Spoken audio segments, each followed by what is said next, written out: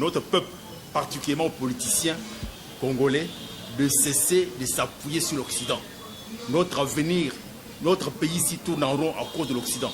Nous devons nous-mêmes nous mettre en charge, nous prendre en charge, en faisant des pressions, en nous organisant à l'interne, pour que nous puissions arriver à régler le problème de notre pays. Donc si nous continuons à mettre notre charge sur les Occidentaux, il ne faut pas rêver. Il n'y a aucun Occidental qui viendra pour notre intérêt. Ils viennent pour leurs propres intérêts. Donc, ils ont vu comment il y a eu le massacre, ils ont vu comment le pays tourne pendant plusieurs années, ils n'ont rien fait. Pourquoi vous continuez à croire à eux? Il faut croire. Il faut que nous-mêmes nous puissions croire à nous-mêmes. Faisons des réunions de pression.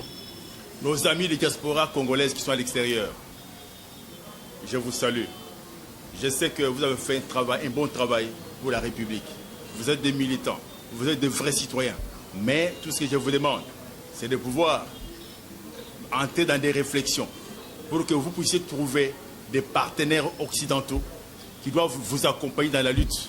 Parce que pour avoir l'indépendance, il fallait qu'il y ait d'autres occidentaux qui sont levés contre ceux qui voulaient la colonisation. Mettre fin à l'esclavagisme, il y a eu un groupe des occidentaux qui sont levés contre ceux qui prenaient les autres en esclavage pour que ça termine.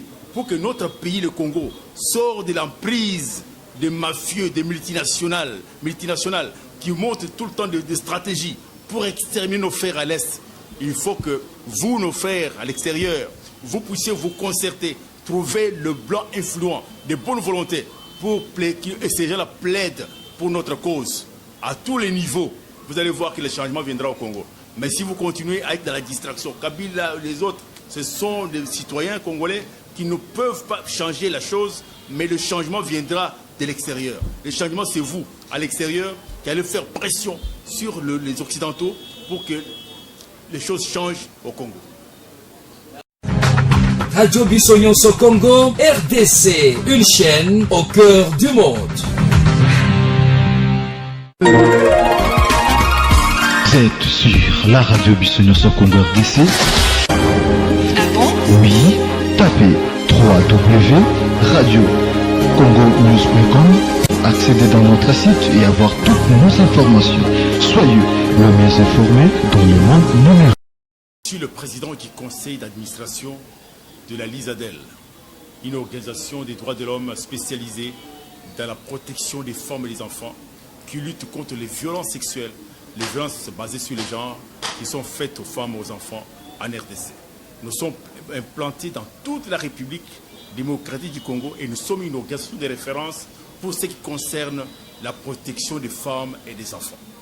J'ai beaucoup déploré l'attitude des politiciens congolais et particulièrement des Nanga. Ce n'est pas la première fois qu'on organise les élections au Congo, c'est la troisième fois. On n'a jamais connu le théâtre comme le théâtre que nous vivons aujourd'hui avec Nanga. Pour organiser les élections, il a eu 5 ans, plus 2 ans, 7 ans. Le dernier jour, il nous dit qu'il y a tel papier, tel document qui nous manque. Ça montre que c'est un type de mauvaise foi, et non un type incapable, qui n'est pas capable de s'assumer, de se prendre en charge. Comment on peut organiser les élections pendant 7 ans? Le dernier jour, on dit qu'on a des problèmes. Ça montre que c'est un type irresponsable, qui n'a pas la capacité de gérer. Gérer, c'est prévoir.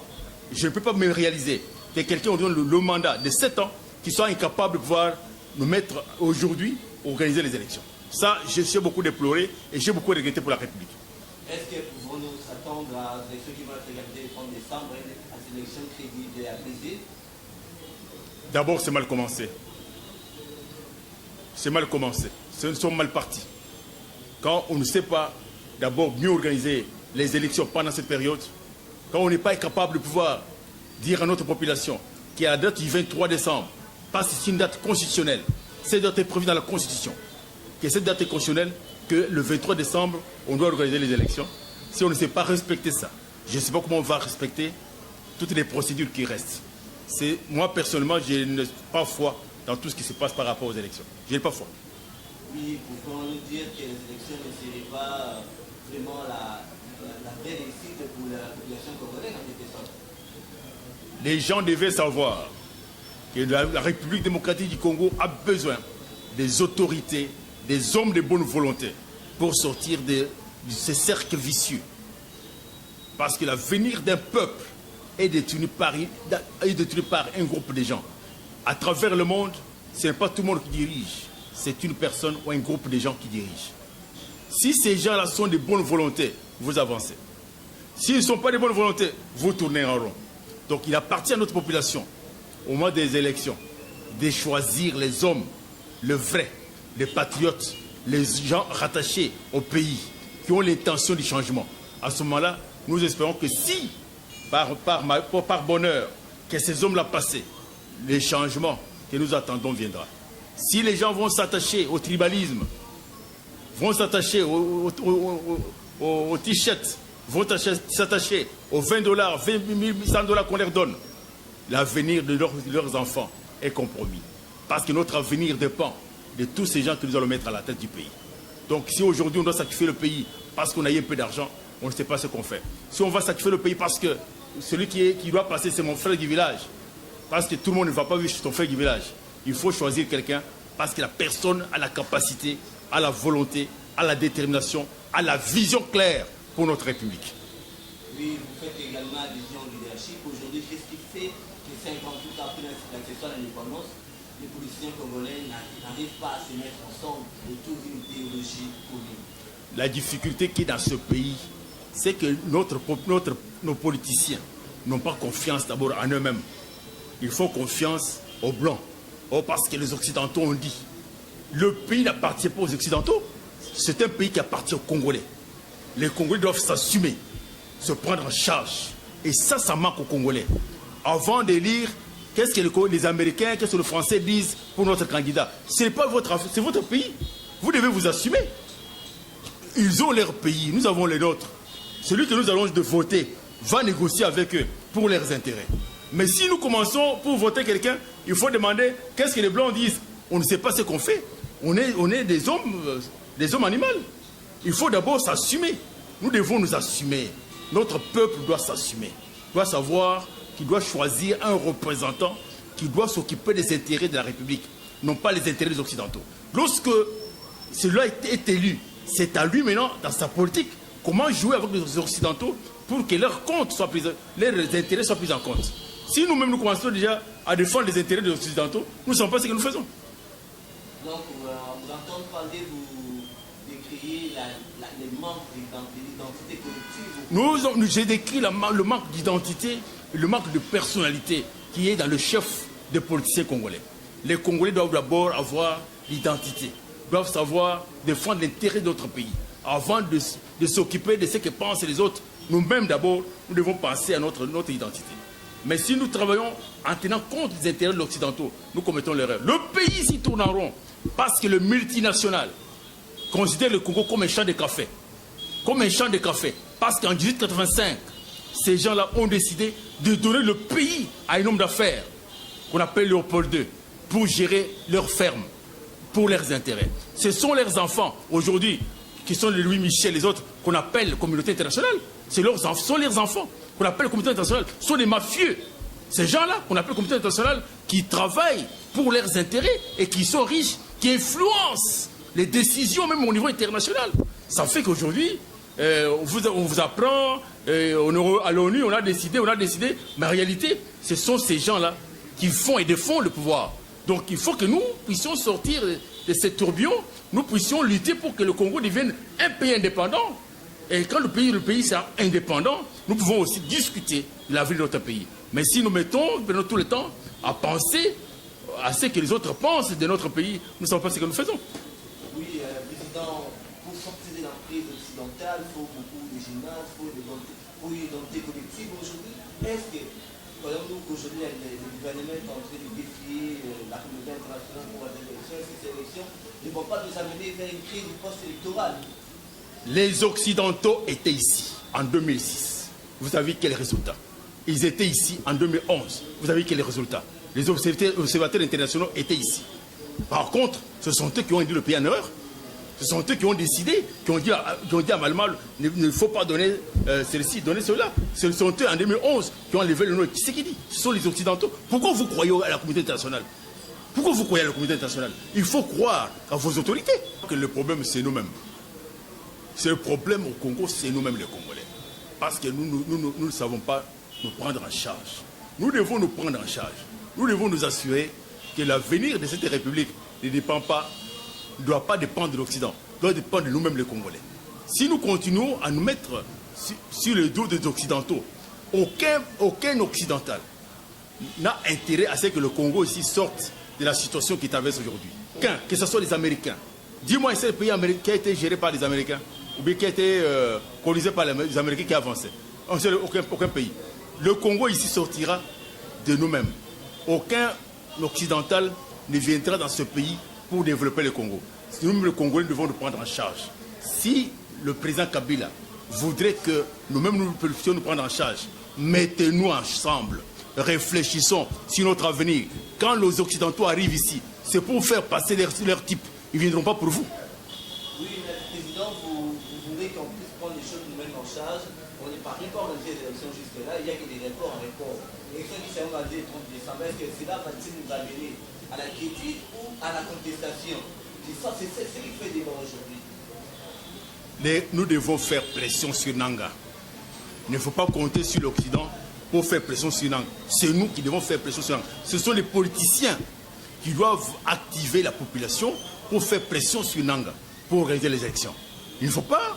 ce ne sont pas les Occidentaux qui viendront décanter la situation. Par contre, quand ils vont venir, ils vont vous demander... Comme la fois passée, nous avions cru à le secrétaire d'État américain qui est venu ici, qui a donné un mandat guinéen. Donc il ne faut pas penser à eux. Il faut que nous-mêmes nous puissions nous prendre en charge, que le politicien congolais se prenne en charge, qu'il prenne l'initiative de pouvoir amener, faire des pressions pour qu'on puisse arriver à une solution. Il y a une partie des candidats qui demandent la démission de Nanga. Ils ont tort, parce qu'à ce stade, demander la démission de Nanga, c'est manquer la rationalité. Quand vous demandez sa démission maintenant, celui que vous allez mettre là, il doit avoir une période transitoire pour commencer à réfléchir. Qu'est-ce qu'il peut faire? Il faut qu'on lui donne encore une année. C'est ça. Donc il faut laisser, pour le moment, faisons sa pression sur Nanga, qui nous amène aux élections. S'il faut l'interpeller à la fin des élections, c'est autre chose. Mais pour l'instant, on a besoin de lui, pas celui le président. Parce que pour mettre en place notre président, il faut que le Parlement se réunisse, mettre le mécanisme de choix du président. Ça va nous compliquer. Gardons Nanga. Ceux qui veulent le départ de Nanga pour le moment veulent avoir encore une année de transition. Ce n'est pas nécessaire. Il y a certains tenants qui évoquent également la transition. Il ne faut pas parler à la transition. Amenons Nanga aux élections, ça va nous amener au changement. Votre dernier message? Le dernier message, c'est de demander à notre peuple, particulièrement aux politiciens congolais, de cesser de s'appuyer sur l'Occident. Notre avenir, notre pays s'y tourne en rond à cause de l'Occident. Nous devons nous-mêmes nous mettre en charge, nous prendre en charge, en faisant des pressions, en nous organisant à l'interne, pour que nous puissions arriver à régler le problème de notre pays. Donc si nous continuons à mettre notre charge sur les Occidentaux, il ne faut pas rêver. Il n'y a aucun Occidental qui viendra pour notre intérêt. Ils viennent pour leurs propres intérêts. Donc ils ont vu comment il y a eu le massacre, ils ont vu comment le pays tourne pendant plusieurs années, ils n'ont rien fait. Pourquoi vous continuez à croire à eux? Il faut croire. Il faut que nous-mêmes nous puissions croire à nous-mêmes. Faisons des réunions de pression sur le pouvoir public. On va arriver à la solution. Un mot à l'endroit de la diaspora congolaise qui vont vous suivre. Nos amis des diasporas congolaises qui sont à l'extérieur, je vous salue. Je sais que vous avez fait un bon travail pour la République. Vous êtes des militants, vous êtes de vrais citoyens. Mais tout ce que je vous demande, c'est de pouvoir entrer dans des réflexions pour que vous puissiez trouver des partenaires occidentaux qui doivent vous accompagner dans la lutte. Parce que pour avoir l'indépendance, il fallait qu'il y ait d'autres occidentaux qui sont levés contre ceux qui voulaient la colonisation. Mettre fin à l'esclavagisme, il y a eu un groupe des occidentaux qui sont levés contre ceux qui prenaient les autres en esclavage pour que ça termine. Pour que notre pays, le Congo, sorte de l'emprise des mafieux, des multinationales qui montent tout le temps des stratégies pour exterminer nos frères à l'Est. Il faut que vous, nos frères à l'extérieur, vous puissiez vous concerter, trouver le blanc influent, de bonne volonté, pour que ces gens-là plaident pour notre cause. À tous les niveaux, vous allez voir que le changement viendra au Congo. Mais si vous continuez à être dans la distraction, Kabila, les autres Ce sont des citoyens congolais qui ne peuvent pas changer la chose, mais le changement viendra de l'extérieur. Le changement, c'est vous, à l'extérieur, qui allez faire pression sur les Occidentaux pour que les choses changent au Congo. Merci beaucoup, Président. À moi de vous remercier. Radio Bissonyonso Congo, RDC, une chaîne au cœur du monde. Vous êtes sur la radio Bissonyonso Congo RDC. Ah bon? Oui, tapez www.radiocongonews.com, accédez dans notre site et avoir toutes nos informations. Soyez le mieux informé dans le monde numérique.